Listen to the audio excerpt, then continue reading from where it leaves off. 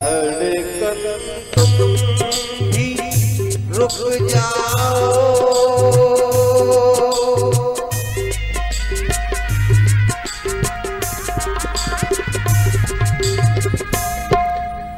धड़कन तुम भी रुक जाओ, मेरे गुरुदेव आए, मेरे गुरुदेव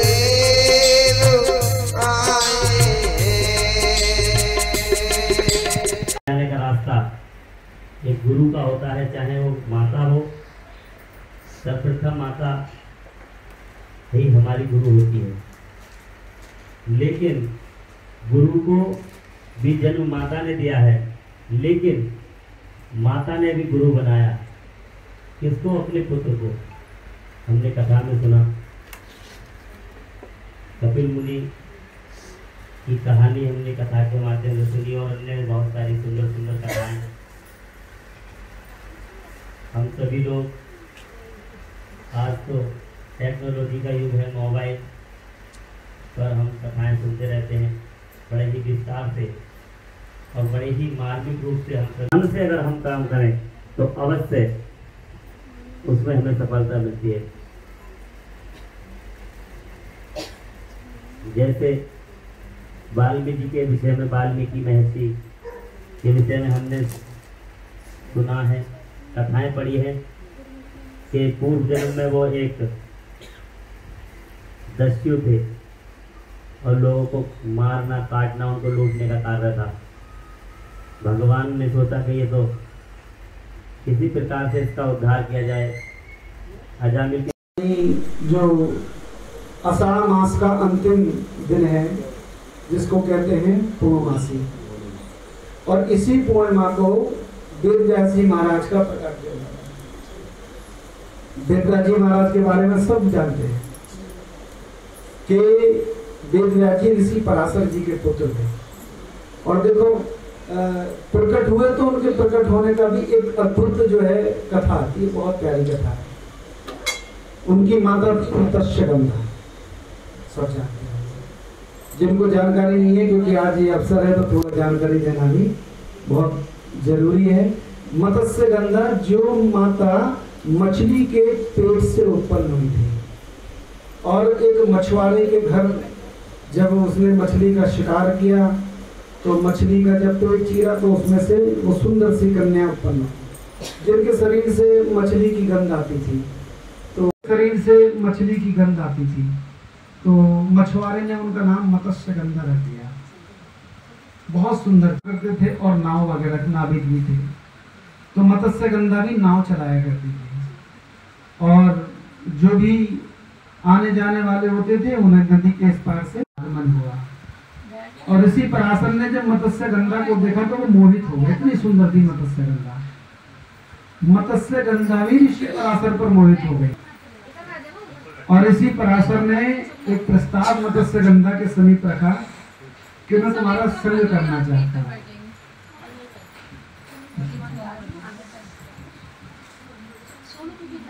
तो मत्स्यगंधा ने इसको नकार दिया,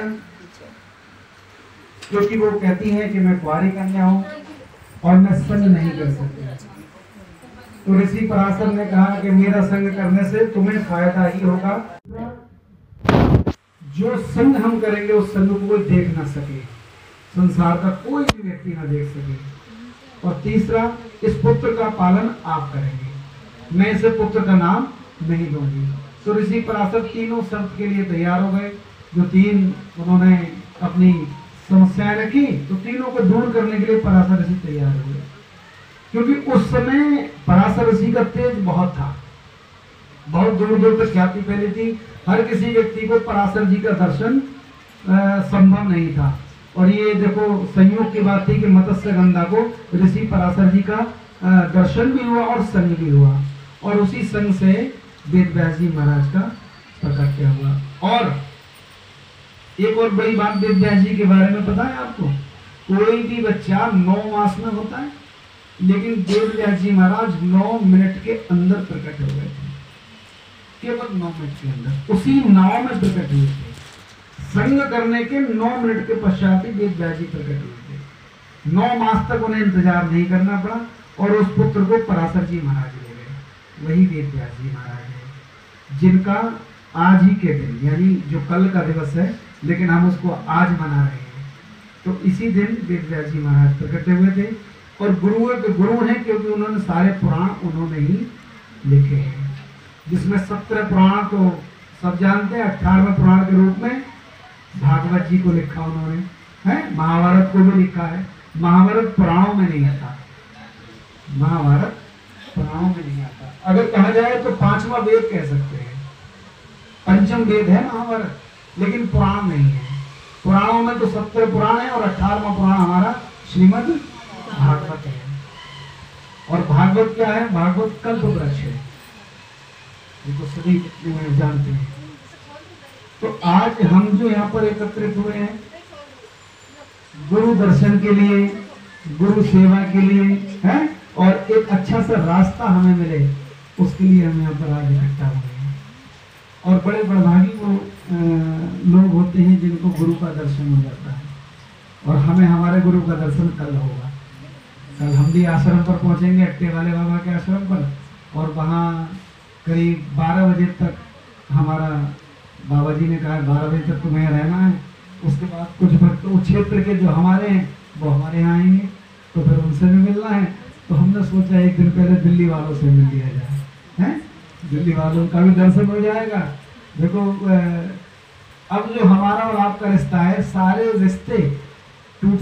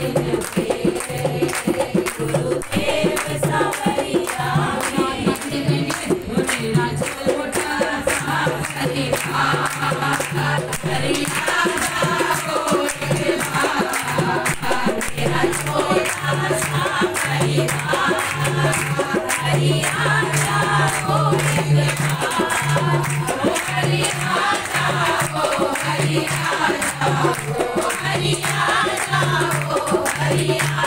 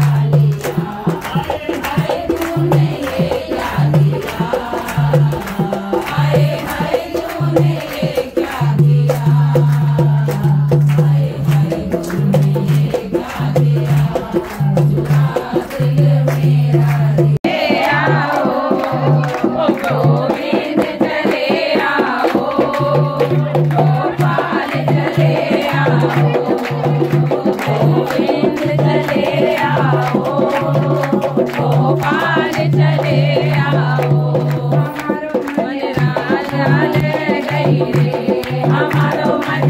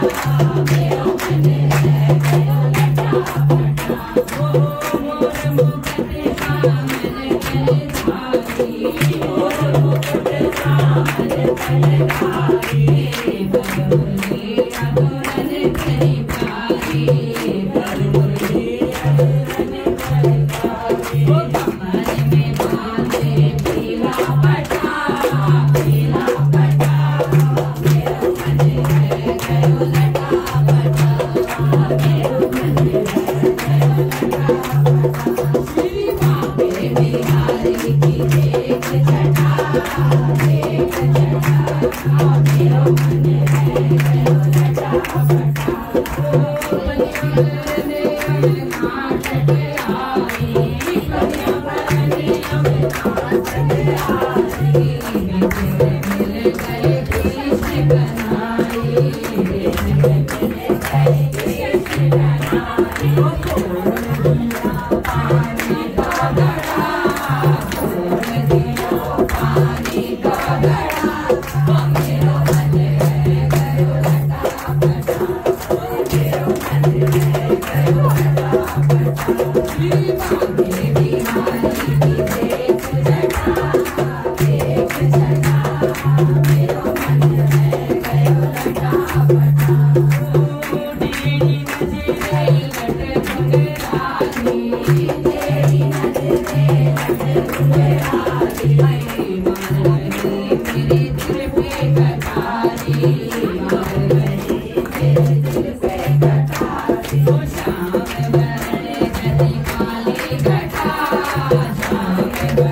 you.